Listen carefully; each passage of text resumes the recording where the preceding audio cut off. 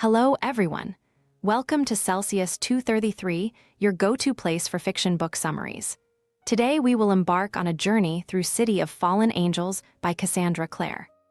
City of Fallen Angels by Cassandra Clare, published in 2011, is the fourth installment in the Mortal Instrument series.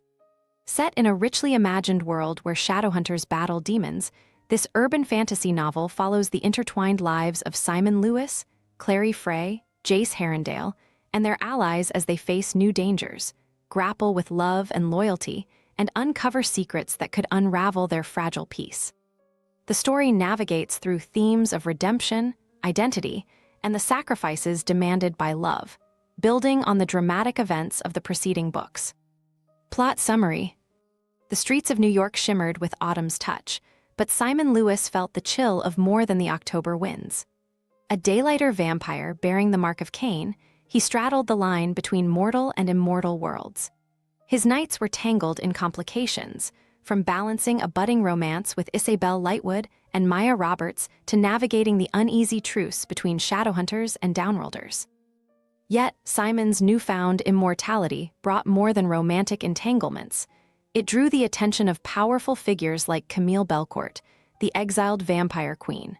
She sought his alliance against Raphael, leader of the Manhattan clan, tempting Simon with promises of secrets and power he could scarcely comprehend. Across the city, Clary Fray embraced her training as a Shadowhunter. Though she relished the physicality of her lessons, her heart remained tethered to Jace Herondale, who seemed to be slipping further from her grasp. Jace was haunted by vivid dreams in which he killed Clary, dreams so real they left him trembling in the dark.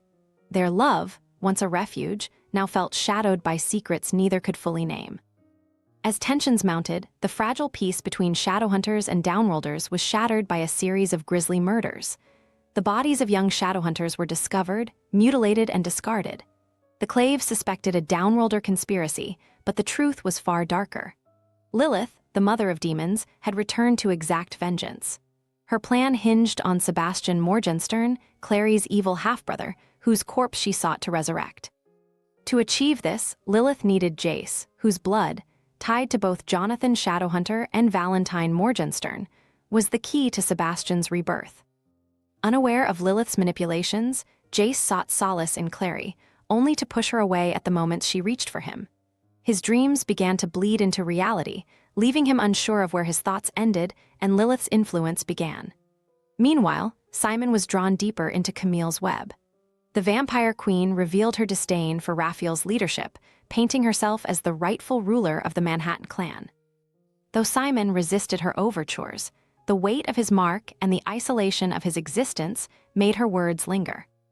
Amid the chaos, Jocelyn and Luke prepared for their wedding, a rare moment of joy for Clary and her friends.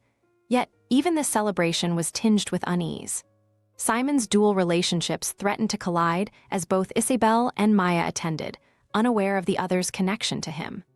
Clary, too, sensed the tension among her loved ones, but was consumed by her concerns for Jace, whose behavior grew increasingly erratic. The storm brewing in the city reached a breaking point when Lilith revealed herself. She confronted Simon, whose mark of Cain made him a unique obstacle and an unwilling asset. Lilith's obsession with resurrecting Sebastian demanded blood sacrifices, a ritual that required Jace to serve as her instrument. Under her influence, Jace succumbed, his will eroded by Lilith's dark magic. He became the puppet she needed, bound to Sebastian's fate. Lilith's lair, a towering penthouse laced with demonic power, became the stage for a desperate confrontation. Clary, refusing to abandon Jace to the darkness, infiltrated the stronghold. She faced Lilith's monstrous creations and her own fear, wielding her rune magic with a determination born of love. The battle raged as Clary confronted Lilith, her defiance igniting a spark of hope in Jace's fractured mind. Simon arrived, drawn by the gravity of his mark and his bond with Clary. The mark of Cain, a curse meant to repel harm, became a weapon against Lilith. Her attempt to strike Simon triggered the mark's divine retribution, unleashing a force that obliterated her. With Lilith vanquished, the ritual to resurrect Sebastian faltered, but not before a final, sinister twist.